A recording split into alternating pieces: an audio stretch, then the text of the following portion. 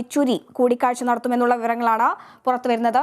ഇനി സിഒഎയുടെ തത്സമയ സംരക്ഷണ വാർത്തകളിലേക്ക്. വിവിധങ്ങളായിട്ടുള്ള ദ്രോഹ നടപടികളുമായി ബന്ധപ്പെട്ടിട്ട് നാളെ തിരുവനന്തപുരം വൈദ്യുതി ഭവനിലേക്ക് കേബിൾ ടി വി ഓപ്പറേറ്റേഴ്സ് അസോസിയേഷന്റെ നേതൃത്വത്തിൽ ഒരു പ്രതിഷേധ മാർച്ചും ധർണയും നടത്തുന്നു.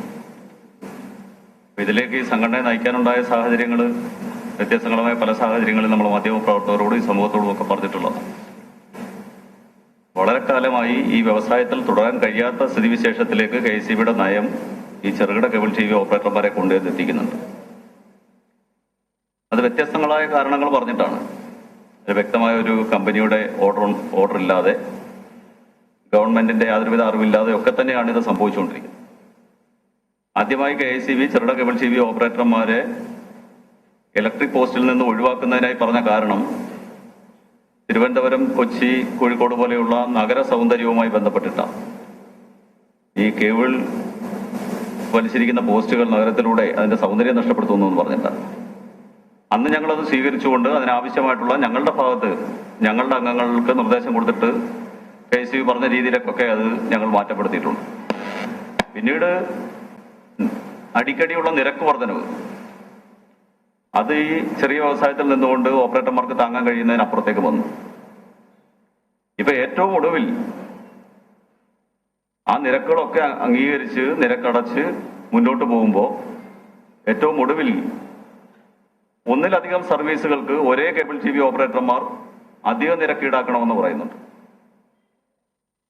അപ്പോ ടെലിവിഷൻ സിഗ്നൽ നൽകുന്ന ഫൈബറിൽ കൂടി ബ്രോഡ്ബാൻഡ് സിഗ്നൽ കൂടി വിതരണം ചെയ്യുന്ന ഒരു സംവിധാനമാണ് ഇപ്പോൾ നമ്മൾ നിലവിലുള്ളത്. അപ്പോൾ കണക്ടിവിറ്റിയുടെ എണ്ണത്തിൽ മാത്രമല്ല, ക്ലാരിറ്റിയുടെ കാര്യത്തിൽ കൂടി നമ്മൾ പരിഗണന കൊടുക്കുമ്പോൾ ഒന്നിലധികം ഫൈബറുകൾ പോസ്റ്റുകളിൽ കൂടി പോകേണ്ടതായ സാഹചര്യമുണ്ട്. അതിനെല്ലാം നിരക്ക് ഈടാക്കണമെന്ന് പറയുന്ന ഒരു നയമാണ് ഇപ്പോൾ ഉള്ളത്. മറ്റൊന്ന്, ഈ പണമടയ്ക്കുന്ന പോസ്റ്റുകളിൽ നിന്ന് പോലും ഒരു ദാക്ഷിണ്യവുമില്ലാതെ ഈ കേബിളുകൾ അറുത്തു മാറ്റുന്ന ഒരു സമീപനമാണ് ഇതിന്റെ ഉദ്യോഗസ്ഥരുടെ ഭാഗത്തുനിന്ന് കാണുന്നത്. ഈ വേൾഡ് കപ്പ് സമയത്ത് പോലും വലിയ തരത്തിലുള്ള ദ്രോഹം KECBയുടെ ഭാഗത്തുനിന്ന് ഉണ്ടായിട്ടുണ്ട്.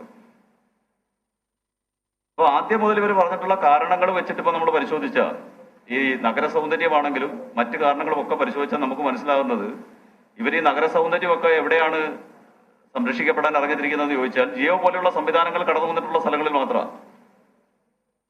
എന്ന് പറഞ്ഞാൽ ഈ സ്ഥലത്ത് വന്ന് ചെറുകിട കേബിൾ ടി വി ഓപ്പറേറ്റർമാരെ ഒഴിവാക്കി കൊടുക്കാനും അവിടെ ജിയോ പോലെയുള്ള വൻകിട കോർപ്പറേറ്റുകൾക്ക് കടന്നു വരാനുള്ള അവസരം ഒരുക്കുന്ന തരത്തിലുള്ള നയമാണ് ഇന്ന് KECB സ്വീകരിച്ചുകൊണ്ടിരിക്കുന്നത്.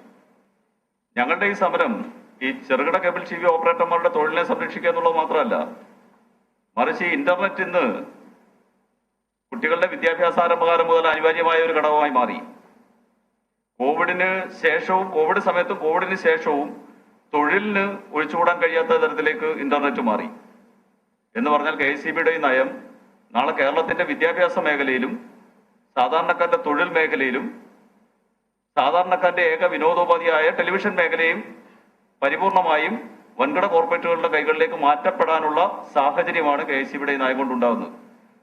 ഇതാണ് ഞങ്ങൾ പ്രധാനമായും ഈ സമൂഹത്തോട് ചൂണ്ടിക്കാണിക്കപ്പെടുന്നത്. കാരണം KECBയുടെ നയം നാളെ കേരളത്തിന്റെ വിദ്യാഭ്യാസ മേഖലയ്ക്കും തൊഴിൽ മേഖലയ്ക്കും ഒക്കെ വലിയ തരത്തിലുള്ള ഭീഷണിയാകുന്നു എന്നുള്ളതാണ്. അത് ഞങ്ങളുടെ തൊഴിൽ മേഖല സംരക്ഷിക്കുക എന്നുള്ളത് മാത്രമല്ല, മറ്റൊന്ന്, ഈ കഴിഞ്ഞ വേൾഡ് കപ്പ് കാലം വലിയ തരത്തിലുള്ള നഷ്ടം സഹിച്ചിട്ടാണ് ഞങ്ങളുടെ കമ്പനി കേരള വിഷൻ ഏറ്റവും സാധാരണക്കാർക്ക് പോലും അത് ഏറ്റവും ചുരുങ്ങിയ നിരക്കിൽ, പ്രത്യേകിച്ച് ഞങ്ങൾ ഒരു നിരക്കും ഈടാക്കാതെ ആ വേൾഡ് കപ്പ് കാണാനുള്ള അവസരം ഉണ്ടാക്കിയത്. ആ സമയത്ത് പോലും KECBയുടെ നിലപാട് അവരെ മറ്റു കമ്പനികളെ സഹായിക്കുന്ന തരത്തിലാണ്. അപ്പോൾ മറ്റൊന്നുകൂടി ഒരു മാധ്യമപ്രവർത്തകരോട് പറയാനുള്ളത്, ഈ റിലയൻസ് അടക്കമുള്ള കമ്പനികൾ കടന്നു വരുന്നത് ഒരു ചാനൽ എന്ന രീതിയിലല്ല. ഒരു ചാനൽ കൂടി ഇപ്പൊ കേരളത്തിൽ ഇത്രയും ചാനലിന്റെ കൂട്ടത്തിൽ ഒരു എന്റർടൈൻമെന്റ് ചാനലോ ഒരു വാർത്താ ചാനലോ കടന്നു വരുന്നതുകൊണ്ട് പ്രത്യേകിച്ച് ആർക്കും ഒരു ദോഷം ഉണ്ടാകാൻ പോകുന്നില്ല. പക്ഷെ വിതരണ മേഖലയാണ് അവരുടെ ലക്ഷ്യം. ഇന്ന് 30 ലക്ഷം കുടുംബങ്ങളിലേക്ക് ടെലിവിഷൻ സിഗ്നൽ വിതരണം ചെയ്യുന്ന കേരള വിഷൻ എന്ന് പറയുന്ന കമ്പനി ആ മേഖലയിൽ നിന്ന് മാറി അവിടെ വൻകിട കോർപ്പറേറ്റുകൾ കൈയടക്കേണ്ടതായ ഒരു സ്ഥിതിവിശേഷം വന്നാൽ നാളത്തെ മാധ്യമ മേഖലയെ അത് ബാധിക്കും. അപ്പൊ ഇത്തരത്തിലുള്ള നിരവധി തരത്തിലുള്ള അപകടങ്ങൾ വിളിച്ചു വരുത്തുന്ന നിലപാടാണ് KECBയുടേത്. മറ്റൊന്ന്, കേന്ദ്ര ഗവൺമെന്റിന്റെ നയം റൈറ്റ് ഓഫ് വേ, അതായത് ഇന്റർനെറ്റ് സർവീസിന് ഇലക്ട്രിക് പോസ്റ്റുകൾ വിട്ടുകൊടുക്കുന്നത് 100 രൂപയിൽ അധികരിക്കാത്ത നിരക്കായിരിക്കണം റൈറ്റ് ഓഫ് വേ. അത് സംസ്ഥാന ഗവൺമെന്റ് നടപ്പാക്കാൻ KECB നടപ്പാക്കാനുള്ള നിലപാടുണ്ടാവണം, നടപടി ഉണ്ടാവണം. അപ്പൊ ഇത്തരം ഈ സമൂഹത്തിന് ഏറ്റവും ഗുണകരമാകുന്ന നാളേക്ക് വേണ്ടിയുള്ള നിരവധി ഇത്തരം ആവശ്യങ്ങൾ ഉന്നയിച്ചുകൊണ്ടാണ് ഒരു സൂചന എന്ന രീതിയിൽ നാളെ ഞങ്ങൾ നടത്തുന്ന പ്രതിഷേധ മാർച്ചും ധർണയും. രാവിലെ 10:30 TMG ജംഗ്ഷനിൽ നിന്നും ആരംഭിക്കുന്ന മാർച്ച് വൈദ്യുതി ഭവനിൽ ധർണയ്ക്ക് ശേഷം 1 മണിയോടുകൂടി സമാപിക്കും.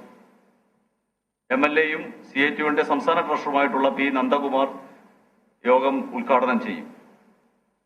ഒപ്പം CPIയുടെ ജില്ലാ സെക്രട്ടറി, BJPയുടെ സംസ്ഥാന പ്രസിഡന്റ് അടക്കമുള്ളവർ, മറ്റു രാഷ്ട്രീയ പ്രവർത്തകർ അടക്കം ഈ യോഗത്തെ അഭിസംബോധന ചെയ്ത് സംസാരിക്കും. ഒപ്പം വിൻസെന്റ് MLA-യും യോഗത്തെ അഭിവാദ്യം ചെയ്തുകൊണ്ട് സംസാരിക്കുന്നു.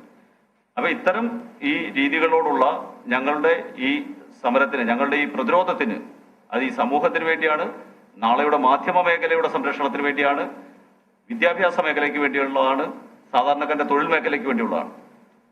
ആ ബോധ്യത്തോടുകൂടി, ആ തിരിച്ചറിവോടുകൂടി ഈ സമൂഹം ഉണ്ടാവണം ഞങ്ങളുടെ. ഒപ്പം മാധ്യമ മേഖലയുടെ പരിപൂർണമായ സഹായവും സഹകരണവും ഞങ്ങൾ പ്രതീക്ഷിക്കുന്നു.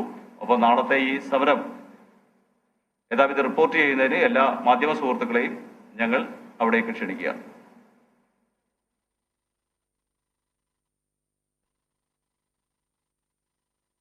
എന്തെങ്കിലും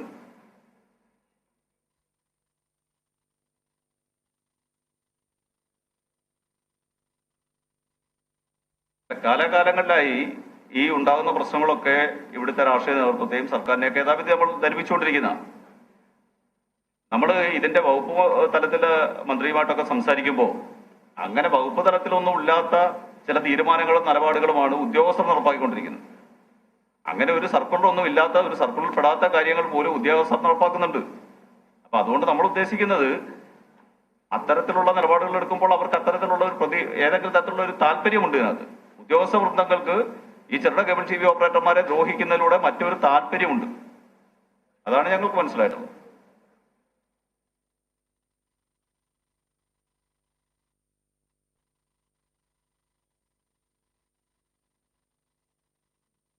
അവസാനിപ്പിക്കാം.